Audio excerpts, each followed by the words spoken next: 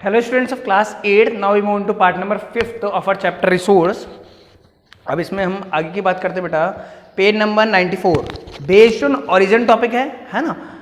तो आप लोग देखिए कि हमने लेवल ऑफ डेवलपमेंट कर लिया था। पीछे एक बार चार्ट को देख लीजिए पेज नंबर 93 पे। नेचुरल रिसोर्सेज में लेवल ऑफ डेवलपमेंट में एक्चुअल पोटेंशियल क्लासिफिकेशन था, वो पूरा हो गया था।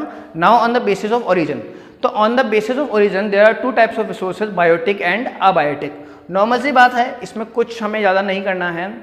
आप लोगों ने साइंस में बायोलॉजी, है ना, साइंस में बायोलॉजी जो आपका सब्जेक्ट आता है उसमें हम किन के बारे में पढ़ते हैं? सॉरी, बायोलॉजी में हम रीड करते हैं प्लांट्स एंड एनिमल्स के बारे में। ठीक है, मैं आपको याद करने का तरीका बता रहा हूं, आप कैसे याद रखेंगे। बायोलॉजी में हम याद करते हैं, बायोलॉजी में हम पढ़ते हैं प्लांट्स एंड एनिमल्स के बारे में। सो बायो मीन्स, यहां भी बायो है, इधर भी बायो है बायोटिक में। बायो मीन्स लिविंग, ये लिविंग है प्लांट्स एंड एनिमल्स। आप जो आपका बायोलॉजी सब्जेक्ट होता है उसमें आप respiratory system, digestive system human का, ये सब पढ़ते हैं। आप एक कोई भी चीज उठा के देख लीजिए बायोलॉजी में, आपको कभी भी किसी नॉन लिविंग थिंग के बारे में नहीं पढ़ाया गया। हमेशा जब भी बायोलॉजी की बात आई है, प्लांट्स एंड एनिमल्स की बात हुई है, लिविंग थिंग की बात हुई है, that is biotic means the living components of our environment, living resources of our environment. वो रिसोर्सेज जो लिविंग हैं वो बायोटिक रिसोर्सेज हैं। जैसे कि जो ऊपर एग्जाम्पल था उसी को मैं रिपीट करूंगा, plants and animals.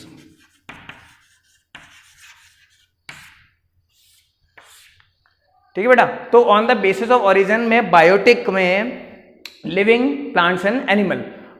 Abiotic normal सी बात है, इसका अपोजिट नॉन लिविंग होगा। एग्जाम्पल एयर, लैंड एक्सेट्रा, है ना। इसमें वाटर भी कर सकते हैं हम ऐड। तो बेटा ध्यान रखेंगे, on the basis of origin there are two types of resources, biotic and abiotic. Biotic means living example plants and animals, and abiotic means non living example air, water, soil, land etcetera. ये जो इतनी बात मैंने इसलिए बताई कि bio से आपको याद आना चाहिए, क्योंकि क्या होता है जब एग्जाम में क्वेश्चंस आएंगे आप कंफ्यूज होकर इसको उल्टा कर सकते हैं ना। अबायोटिक को लिविंग, बायोटिक को नॉन लिविंग ना कर दें, इसलिए ध्यान रखें बायोलॉजी, बायो से ही बायोटिक वर्ड बना है। बायो मतलब लिविंग, है ना, बायो मतलब लिविंग। तो लिविंग मीन्स आपने बायोस्फीयर भी पढ़ा था क्लास 7th में, है ना। बायोस्फीयर भी क्या था? Living world.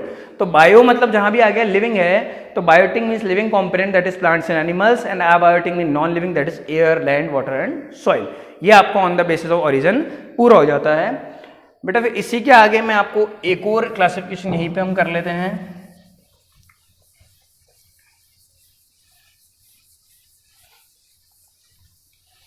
On the basis of exhaustibility.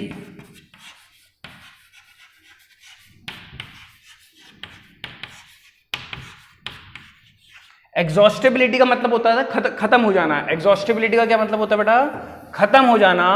तो on the basis of exhaustibility there are two types of resources, renewable, non renewable.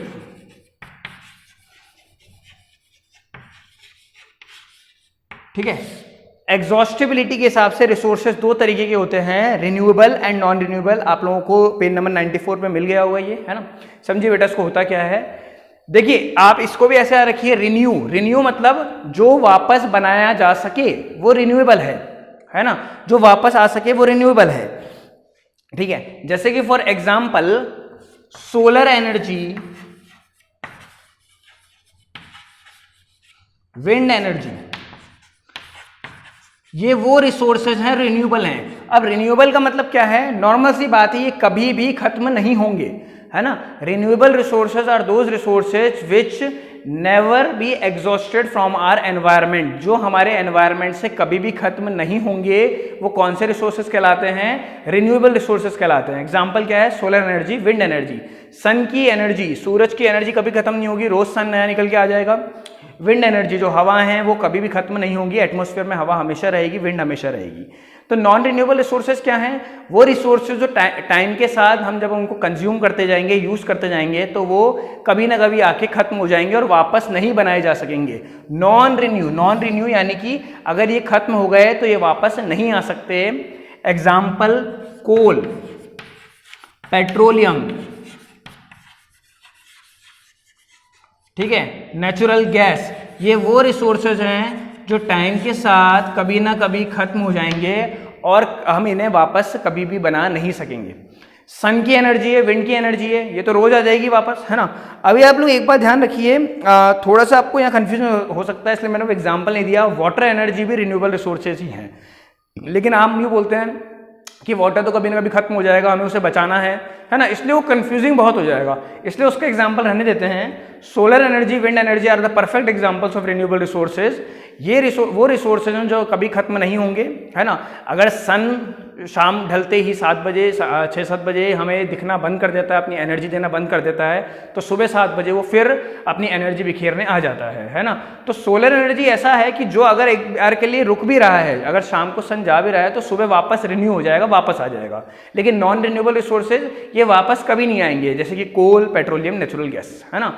ये रिसोर्सेज अगर एक बार खत्म कर दिए गए तो ये वापस कभी भी वापस डेवलप नहीं हो पाएंगे, रिन्यू नहीं हो पाएंगे।